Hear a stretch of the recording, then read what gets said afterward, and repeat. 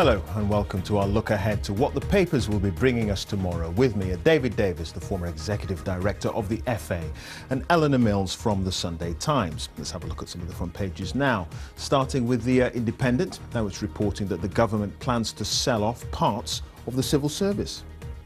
The Daily Telegraph says Sussex police are to introduce GPS tracking devices for patients suffering from dementia. The Daily Mail is leading on the April Jones murder trial, which began today. The Financial Times is reporting that the Chancellor is urging the Bank of England not to sacrifice the country's economic recovery in favour of stability for the banks. The Express says a new jab for diabetes could be a lifeline for sufferers. Well, The Guardian has a different lead. It's claiming that the defence chiefs would like the Department for International Development to contribute to the cost of peacekeeping and disaster relief flights. The Daily Mirror also reports on the April Jones trial, which began today, with a photograph showing Mark Bridger there in the top right-hand corner, with a blanket over his head, emerging from a prison van. And finally, The Times leads on a diplomatic row after a decision by Britain to stop giving aid to South Africa.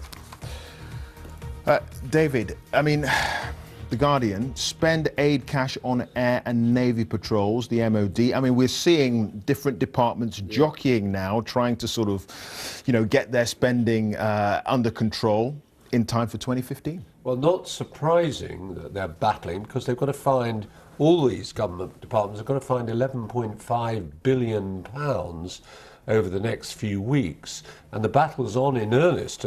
But this battle between DFID and the MOD, I mean, little DFID and big MOD, one has to say, still, it's not as big as it was, but it's still pretty big, relatively.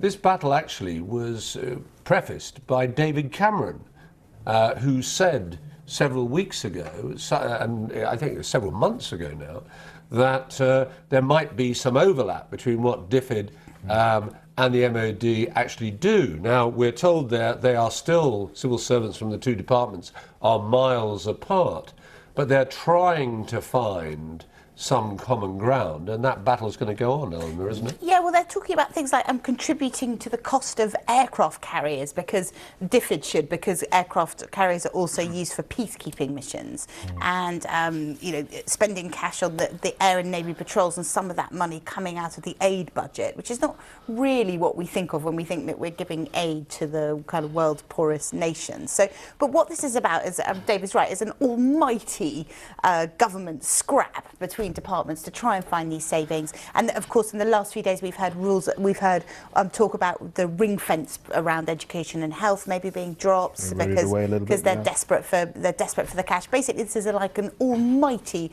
horse trading, and it's getting pretty nasty. And it's been made public as well. I mean, that's the interesting thing. I mean, you wouldn't normally hear about this kind of stuff, would you? No, I don't. To the coalition, I think that you're hearing some of this stuff, and because I think that the jockeying is so intense, and people are so worried that their real core stuff is being eaten away at. That those they're very of us worried. who believe in international development are glad that it isn't.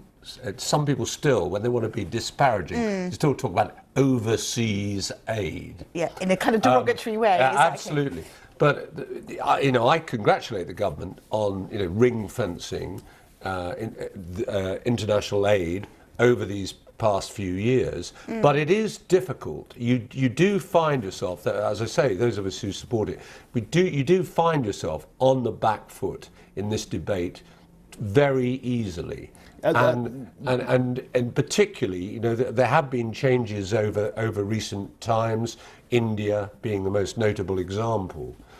People say, why are we giving aid to India? Well, the answer is we aren't anymore. But part of the reason, supporters of this kind of this money being used in this way, taxpayers' money being used in this way, is the fact that the public aren't necessarily with you. are No, they? no, that- I mean, that's the But it was problem. the problem, the politics of this is interesting because it's all about the politics of the coalition, and also of Cameron trying to position the Tory party as no longer the nasty party. I mean, one of his great kind of reforming things when he came in was that he was going to say we'll ring fence overseas aid because we want to be seen as the good cop. It'll stay at 0.7% of GDP, and they've hung on to that because it's a real coalition dividing line. Yeah, but and there's also, so don't forget, there was an overseas development minister, international development minister, Andrew Mitchell, a Conservative, Yes. who was passionate about this. Yeah, I mean, but it's part of a Cameroon's project to kind of detoxify the Tory brand, which is why it's such a political dividing line. Indeed, and if that's the plan, then the Times headline's not very, doesn't bode very well. Fury over decision to scrap aid for Africa. I mean, it says for Africa, I mean specifically South Africa. Yeah. To be honest, so that's a little bit misleading. This comes out of the Times. The Times of this week is running this big CEO Africa summit, so lots of big African businessmen are over here. And this is Justine Greening, our current development secretary, saying South Africa has made enormous progress over the past 2 decades to the extent that it's now the region's economic powerhouse, Britain's biggest trading partner in Africa, and it's in a position to fund its own development. And I have to It's say, all relative, though, isn't it? Well, it's all relative. I was going to say, when you go to South Africa, of course there are bits which are phenomenally rich, but there are also huge swathes of the country and townships where people are incredibly poor, where they don't have running water, where there's no electricity, where people are living in slum conditions. So to say, oh, South Africa is now our biggest trading partner, so it doesn't need any help, I think is wrong. And I actually thought the decision over India was wrong, having been there recently and seen, again, some of the extreme poverty, where the Indian money is not filtering down to fund those projects of mothers and babies and that kind of thing. I mean, I've worked in South Africa in relatively recent times at the World Cup in 2010. I mean, the extremes of rich and poor in South Africa are very much there. And the South African government is clearly not best pleased with this, even though Justine Greening seems to be suggesting that, it wasn't a surprise to them, and there was an understanding of what we were doing. Yeah, I mean, but again, the problem is, going back to India, it's got a space program. That's what the public see here. Yeah. I mean, I was in South Africa recently as well, and, some of the... I ended up at South Africa Fashion Week, actually. Yeah. There's a lot of money flowing there, a lot of money, and that's what the public sees. That's what, and they also it's difficult see to sort of. poverty. They also see poverty. And Yeah. Recently I was in a camp in India, out in the middle of the desert in Rajasthan, where there were women there with malnourished babies, and I was at a project run by a British charity who were feeding the mums and the babies and they would have been dying without that support. So it's easy to say they've got a space program, but the money is not necessarily trickling down to the people who. But really need whose it on fault the is ground. that? I mean, it's the Indian government, really. So and corruption, and there's real problems around education there. The other argument you get is that there's poverty in our own country. Exactly. Of course. But it's relative. They're not people dying because they can't feed their children. But the argument you get, I'm not waging it, I'm just saying to you that when there is poverty in our own country, when there are these food kitchens and all the rest of it, people say, why are we giving it to why South are we Africa? doing this? And you do have to make a case for international aid and what it can achieve. But the uptake for food banks in this country has gone up. Yeah, massively. That's exactly. Massively. There was a big report last week. And that's what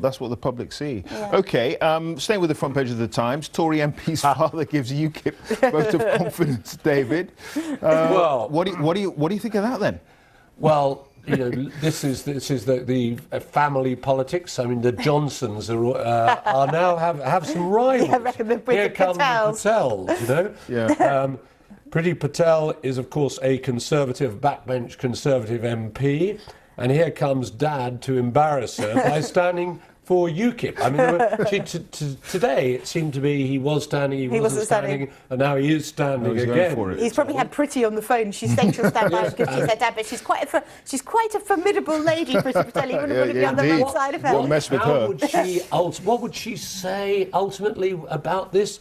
What other quote could you have? No matter what, whatever the outcome of this, he's still my dad. I love it. I love it. Oh dear, it's more UKIP stories are going to be exploding over the next couple of days. I can tell you. It's such great copy. It's great copy. Yeah. It's great There's copy. also in the middle of that story, of course, the as usually, unhelpful for David Cameron intervention of the Lord Tebbit, who, as I was mentioning earlier, has been notably unhelpful to a succession of Tory Prime Minister leaders. You can hardly blame Indeed, members for voting UKIP. Onto the Daily Mirror.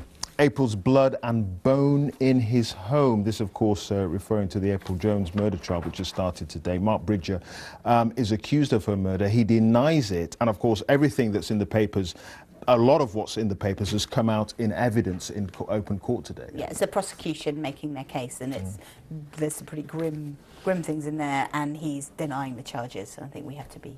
Day one, clear about that. 7 weeks, we're told. 7 weeks. Yeah. And something that is, I mean, I remember actually when this whole story broke last October, there were people from all over the country heading to this part of Mid Wales to help in the search. They were convinced that they would find her. And I suppose the awful, appalling continuation of this tragedy is that her body still has not been found. In those communities in Mid Wales, some of us know them, and Machynlleth is just such a community. Very, very close, very, very tight, not used to these awful sort of incidents. And, you know, as you say, the defendant denies the charges. Okay, The Independent, great civil service sell-off. Is this a good idea? I mean, you know, jobs that, you know, civil service are now going to go to the private sector? Well, they sold off British Telecom, British Gas before. I don't think this is quite in the same league. This is like hiving off legal service, legal functions, Whitehall's IT, personnel, those kind of things. And, of course, the famous nudge unit, which is meant to kind of the government's behavioural insights team, which they're going to kind of put out to the I love that whole nudge unit business. I really love that. It does still, I mean, you can't really believe they're going to make that much money out of it. It raises questions about, do we really want our kind of personal data, Whitehall secrets under commercial control? There's a part of me that thinks this shows how desperate some in government are to find ways of, frankly, making money. Well, they're trying to get this. This is the 11.5 billion that we started off. This is like the DFID, the aid budget meant to be funding aircraft carriers. I mean, it's all part of the same thing. There's no money, and they're desperate to try and create something. I don't think Sid, the hero of those British Gas adverts all those years ago, would be overexcited. You don't think he'd be impressed by that one? He's going to be gleeful about this one. No, I don't. All right, Financial Times. Osborne makes growth plea to the Bank of England. So he seems to be saying to, I almost said Martha Carney there, it's Mark Carney. Martha, I've just elevated you to head of the Bank of England. She did so brilliantly. She did so brilliantly with Ed, exactly. There you go. It is Martha Carney who's going to be. No, Mark Carney. A plea to the Bank of England to actually sort of, you know, help spur growth here, David. This new regime within the Bank of England, the new Financial Policy Committee, to give, the Chancellor is saying, must give due weight to the impact of its actions on the near-term economic recovery. And, you know, it is a sign of the times, it is a sign of the pressures on the Chancellor to look now even more urgently for growth. And, you know, Mr. Carney, when he comes, I heard a very interesting thing this week, that there are real concerns as Mr. Carney comes across the Atlantic from Canada about, wait for it, the Canadian economy.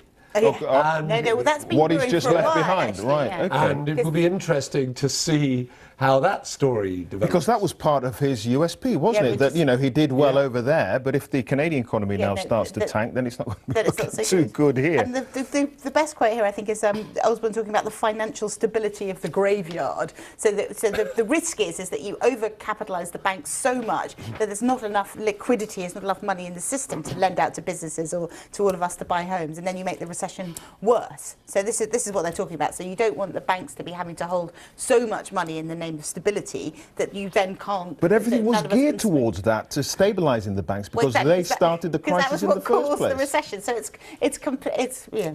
Well, okay. Well, hopefully Mr. Carney knows what he's doing. He can sort it all out. Well, let's hope so. We need some kind of white knight in shining armour. Eleanor, David, it's great to have you, and thanks very much indeed for joining us on The Papers. So that's it. Do join us again tomorrow at 10:30 and again at 11:30 for another look at all the stories behind the headlines. But now it's time for Sports Day.